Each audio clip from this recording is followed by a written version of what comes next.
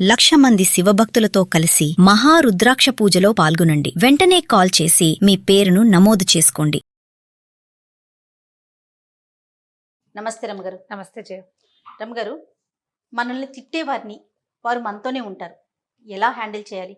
ఇప్పుడు for example ఇంట్లో వాళ్ళు, అమ్మ కావచ్చు, అత్తయ్య కావచ్చు, ఫ్యామిలీ మెంబర్స్, లేకుంటే స్నేహితులు, లేకుంటే ఆఫీస్లో వర్క్ చేసేటప్పుడు వారు మనతోనే ఉంటారు. వాళ్ళు మనం హ్యాండిల్ చేయాలి. చాలా కష్టం కదండి. సందర్భాన్ని బట్టి సింపుల్గా మాట్లాడేసుకోవచ్చు కానీ కరెక్ట్ అండి. మామూలు మాటలు వేరు. నువ్వు అప్పుడు అలా చేసావు, ఇప్పుడు ఇలా చేసావు, నీకు బుద్ధి లేదు, నీకు జ్ఞానం లేదు, నువ్వు ఎందుకు పనికిరావు, ఇలా మాట్లాడతారు. ఇప్పుడు ఇది ఎలా అంటే మన వాళ్ళే అనుకుంటాం. మన అమ్మ, ఆవిడకి మన లోటుపాట్లు అన్నీ తెలుసు. మనం ఎక్కడెక్కడ రాంగ్ స్టెప్స్ వేసాం, ఎక్కడెక్కడ పప్పులో కాలేసాం, ఏవేవి చెడగొట్టేసాం, ఎంత సమయం వృధా చేసాం, డబ్బెంత పాడు చేసాం అని అమ్మకి తెలుసు. అమ్మ తిట్లన్నీ దీవెనలే, అవన్నీ మన మంచికి. అమ్మ నాన్న ఓకే. అక్కడి నుంచి మన అత్తగారు కూడా ఇదే పొజిషన్లో ఉంటుంది. అవును. కాకపోతే మనం దాన్ని తీసుకోలేకపోతాం. అమ్మ తిడితే తీసుకున్నట్టు అత్తగారు తిడితే తీసుకోగలమా? క్యారెక్టర్స్ని బట్టి మారిపోతూ ఉంటుంది కదండి. జనరల్గా మారిపోతుంది. అక్కడి నుంచి సిచ్యువేషన్ని కొనసాగనివ్వకుండా తిట్టేవాళ్ళు కొంతమంది ఉంటారు. మీ అమ్మ మీ నాన్న దాకా వెళ్తారు. అవును. వీళ్ళతోటి ఎట్లా హ్యాండిల్ చేసేది ఒక పెద్ద టఫ్ టాస్క్. భర్తలు తిట్టేవాళ్ళు ఏం మాట్లాడినా ముందు లకార మకార ప్రయోగాలు, తిట్టడం, బూతులాడేయటం, ఏదో ఒకటి అనేయటం, ప్రతిదానికి నువ్వు ఇలా చేసావంటే నీ ఉద్దేశం అదనమాట అని తిట్టడం. ఇది ఇంకో టఫ్ టాస్క్. అవును. ఈ రెండూ కాకుండా మూడోది ఇంకోటి ఉంది. ఎక్కడికో వెళ్ళాం, ఏదో పని చేయబోయాం, అక్కడున్న వాళ్ళు తిట్టడం మొదలు పెడతారు. చిన్న చిన్న విషయాల్లో జయ, బస్సులో తోపులాటల దగ్గర నుంచి వాకి ఏదైనా అడ్రస్ అడగబోతే కూడా తిడతారు కొంతమంది. వాళ్ళ లోపల అసహనాన్ని దాచుకోరు. అసలు వాళ్ళకి ఎందుకు అసహనం ఉందో వాళ్ళకు కూడా అర్థం కాదు, తెలీదు, వాళ్ళకి అర్థం కాదు. ఇప్పుడు మన క్లోజ్ సర్కిల్స్లో అనుకో, కొంతమందిని మనం అవాయిడ్ చేయగలుగుతాం. అవును.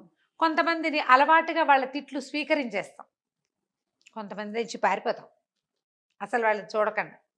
కానీ ప్రతి చోట వస్తాయి తిట్లు. ఇప్పుడు ఏం చేయాలి, ఎలా హ్యాండిల్ చేయాలి? బౌద్ధ జాతక కథ ఒకటి చేయాలి. చిన్న కథ. ఒక బుద్ధిస్ట్ మాంకు భిక్షకెళ్ళాడు. ఆ ఇంట్లో ఆవిడ పొద్దున్నే మొగుడుతో ఏదో తగాదా పడింది, ఏదో గందరగోళమైంది. పని పాట లేదా, ఇళ్ళమ్మడి పడి తిరుగుతారు ఎప్పుడు, ఇప్పుడు ఎవడు పెడతాడు నీకు అని అరిచింది. ఈయన రెండోసారి అడగాలి, భవతి భిక్షాం దేహి అని. అడగగానే తేలిగ్గా కూర్చున్నావా, తేరగా ఉందా, పని లేవు పాట లేవు మీకు అన్నది. మూడోసారి కూడా అడిగాడు. మూడోసారి మళ్ళీ భవతి భిక్షాం దేహి అన్నాడు. ఆవిడ రయ్యమని లేచి చేతిలో ఉన్న చాట బయటికి విసిరేసి, ఇట్లా చంపుకు తింటున్నారు, ఊరంతా బిచ్చగాళ్ళు తయారయ్యారు అని. ఇంకా ఆవిడ కొంచెం, నేను కాస్త మామూలు భాష చెప్తున్నా కదా, ఘాటైన పల్లెటూరి భాషలో 4-5 వాక్యాలు అన్నది. ఆయన నిశ్శబ్దంగా వెళ్ళిపోయాడు. ఈవిడ విసిరేసిన చాట తెచ్చుకుని మళ్ళీ బియ్యం అందులో పోసుకోపోయి ఏమనిపించింది, నేను తిట్టే కదా ఈయన, పెడితే పెట్టవులే పోవమ్మా, పెద్ద పెట్టావు కానీ, అలాంటివి ఏమి అనలేదేమిటి. పైగా మొదట తిట్టా, మళ్ళీ అడిగాడు, మళ్ళీ తిట్టా, మళ్ళీ అడిగాడు. మూడోసారి ఆయన రివర్స్లో అవ్వాలి, లేదా రుసరుసలాడాలి, దుమదుమలాడాలి. ఎలా ప్రశాంతమైన మొహంతో వచ్చాడో అలాగే వెళ్ళిపోయాడు. ఏమిటి, ఏమైనా శాపం ఇస్తాడేమోనని డౌట్ వచ్చింది. ఓహో, ఆ చాట అక్కడ పెట్టి ఆయన వెనకాల పరిగెత్తుకుంటూ వెళ్ళింది. ఆయన అప్పటికే మూడో ఇంట్లోకి వెళ్ళిపోయాడు. ఈవిడికి ఈ జ్ఞానోదయం అయ్యి ఈ ఊహొచ్చి వెళ్ళేసరికి వీళ్ళు ఇల్లు అయింది, పక్క ఇల్లు అయింది, ఆ పక్క ఇంటికి వెళ్ళాడు. వెనకాల భిక్షు ఆగని పరిగెత్తింది. ఆగాడు. ఏమ్మా ఏమిటమ్మా అన్నాడు. నేను నిన్ను తిట్టే కదా, నీ కోపం రాలేదా, మరి నువ్వేం అనలేదు ఎందుకు అని అడిగాడు. నేను తీసుకోలేదమ్మా అన్నాడు. తీసుకోపోవటం ఏంటి, తిట్టే కదా, చెవులు లేవు నీకు, ఉన్నాయిగా చెవులు. అవునమ్మా నేను తీసుకోలేదు అన్నాడు. ఎందుకు తీసుకోలేదు నువ్వు, నేను తిట్టినప్పుడు నువ్వు తీసుకోవాలి, నువ్వెందుకు తీసుకోవాలి. అమ్మ నువ్వు భిక్ష నా పళ్ళెంలో పెట్టావు, అది నా పాత్రలో పడింది, పుచ్చుకుంటా, నేను భిక్ష కోసమే వచ్చా.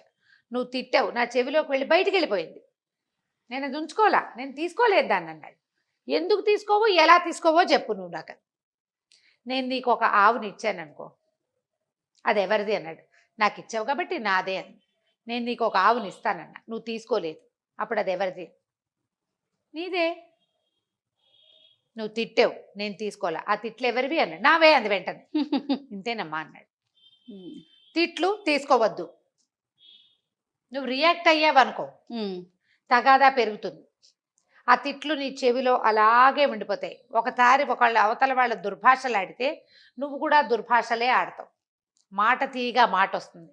నోటితో పోయాక చేతులు బాహుబాహవి అవి అవుతాయి. ముష్టిఘాతాలు, వాళ్ళు వీళ్ళు విసరటం, చేతిలో ఉన్న వస్తువు విసిరేయటం, ఏదైనా పగలగొట్టేయటం జరుగుతాయి. తిట్టు నీ చావు నువ్వు చావు నాకు అక్కర్లేదు అని కనుక మానేస్తే బ్రహ్మాండంగా ఉంటుంది. ఇది భలే కష్టం, చాలా కష్టం రమ్య. చాలా కష్టం. ఒక్కసారి తూష్ణీభావం వహించటం అనేది ప్రాక్టీస్ చేస్తే, మీ అత్తగారు అమ్మనా బూతులు తిట్టింది, తలకాయ తిప్పి చూడకుండా పని చేయటం నేర్చుకోండి మీరు. అప్పుడు కూడా పొగరంటారు కదండి, నేను అవును. ఎన్ని మాట్లాడినా నువ్వు పట్టించుకోవట్లేదు అంటారు. నేను అది కూడా మాట్లాడేదాన్ని, వినొద్దు. నేను మనిషిని కాదా అని అడుగురు. అడుగుతారు. నువ్వు ఇప్పుడు ఆవిడ అడిగిన ప్రశ్నకి నువ్వు సమాధానం చెప్పాలి. ఆవిడ తిడితే సమాధానం ఎందుకు చెప్తావు నువ్వు? ప్రశ్నకి సమాధానం వేరు, తిట్టుకి సమాధానం వేరు కదమ్మా. అవును. తిట్టుకి సమాధానం ఏదవుతుంది? తిట్టే తిట్టే అవుతుంది. అవుతుంది. తిట్టే అవుతుంది. ఆ సమాధానాన్ని ఇవ్వకూడదు. మీలో మీకు ఒక సంయమనం నేర్చుకోవాలి. అప్పుడు ఎదుటి వ్యక్తి నుంచి మార్పు వస్తుందా రమ్మగారు? ఏం చేస్తారు జయ్య? ఎంతసేపు అంటారు ఎవరైనా? అరిచచ్చినా ఇది గింజు చచ్చినా మాట్లాడదనుకుంటారు. ఎక్కడైనా కూడా, అత్తగారనే కాదు, ఎక్కడైనా సరే నీకు క్వశ్చన్కి తప్పకుండా ఆన్సర్ చెప్పాలి జయ. దుర్భాషలకి ఆన్సర్ చెప్పకూడదు. ఇది కష్టమే. ఒక్కసారి మనసు దిటవుగా చేసుకుంటే ఈజీ అయిపోతుంది. నేను అరిచి వచ్చాను, నువ్వు సమాధానం చెప్పట్లేదంటే నువ్వు అడుగు చెప్తావు. తిడితే ఎట్లా చెప్తాను? అది మనం అడగాల్సింది. నువ్వు ఏదైనా అడుగు, అదేం చేసావు, ఇదేం చేసావు, ఎక్కడ పెట్టావు, వెళ్ళావా వచ్చావా అని అడుగు, బాగుంది. దాన్ని అన్నిటికీ సమాధానం చెప్తా. నువ్వు నన్ను తిట్టి, మా అమ్మని తిట్టి, మా నాన్నని తిడుతుంటే నీకు సమాధానం ఎట్లా చెప్తా? తిట్లకి సమాధానం తిట్టే కదా. నన్ను కూడా ఎదురు తిరిగి తిట్టమన్నావా మరి? ఇప్పుడు తప్పు మీదనుకోండి ఇందులో. ఇప్పుడు ఇది మనం ఇందాక చెప్పుకున్న కథ ఏమిటి? ఆయన ఎవరో భిక్ష అడిగాడు, ఆవిడెవరో తిట్టింది. అవును. ఆఫీసుల్లో తిట్లు పడతాయి, ఆఫీస్లో పడతాయి. ఏదో ఒక పని ఇచ్చారు, వాళ్ళు చేయలేదు, వీళ్ళు నువ్వు గుడ్ ఫర్ నథింగ్, నువ్వు ప్రతి ప్రాజెక్ట్లో ఇలాగే పాడు చేస్తావు, ఇలా ఏదో తిట్టారు. లేదా ఇన్ టైం ఏదైతే నీకు మెమో ఇస్తాం, లేకపోతే ఇంకేదో షో కాజ్ నోటీస్ ఇస్తాం అన్నారు. వీటికి సమాధానంగా మనం ఏం చేయాలి? తప్పుని కరెక్ట్ చేసుకోవాలి. ఎస్, పని చేసి చూపించాలి. ఎవరికైనా అంతే. మీరు తిట్లు రాకూడదు అంటే అప్పుడు అకారణపు తిట్లు పక్కబెట్టు. సకారణపు తిట్లు ఉంటే వాటిని కరెక్ట్ చేసుకోవాలి. ఇది మనం పిల్లలకి చెప్తాం. ఎట్లా? వాడి పిల్లడికి 50 మార్కులు వచ్చినాయి 100కి, తెగ తిట్టావు, పిల్లాడు ఒక 10 ఎక్కువ చేసి చూపిస్తాడు నీకు కదా. నువ్వు అదే కదా కోరుకుంటావు. అవునండి, ఎవరైనా అంతే. మరి ఇక్కడ కూడా అంతే. నీవు తిట్లకి ఎదురు తిట్లు తిట్టి నేను చెయ్యను, నీ దిక్కుంచో చెప్పుకో అంటే నువ్వు ఎప్పటికీ కరెక్ట్ అవ్వవు. కరెక్షన్స్ ఉండవు నీకు. జన్మంతా నువ్వు ఎవరో ఒకరితో అనిపించుకుంటూనే ఉంటావు. ఆ మాటలు మూటల్లాగా మూసుకుంటూ ఉంటావు. మాటలు మొయ్యద్దు, ఆ మూటలు మోసుకోకండి. అనవసరమైన తిట్లు తీసుకోకండి. ఇది ఎప్పుడు అవుతుందంటే జయ, ఎప్పుడు మనని మనం కరెక్షన్ చేసుకుంటూ ఉండాలి జయ జీవితంలో.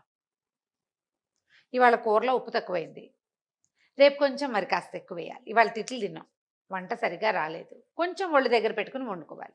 మనం చేస్తాం కదా, మనమైనా తినాల్సిందే కదా. మొగుడు అన్నాడు కాబట్టి, ఆయన ఏదో అన్నాడు, అత్తగారు ఏదో తిట్టింది కాబట్టి ఎలాగోలా చేసి పారేయం. ఇవాళ బాగా చేయాలనుకుంటామా? ఖచ్చితంగా అండి. అప్పుడు కరెక్షన్ ఎవరికి కుదిరినట్టు? మనకి. నీకు, మనకి, వ్యక్తికి కరెక్షన్ వచ్చింది. తిట్లు నీకు ప్లస్ అయ్యాయి కదా, అలాంటివి తీసుకో. దాంతో నువ్వు కరెక్ట్ ఎక్కడ సరెవ్వాలో అక్కడ సరెవ్వు.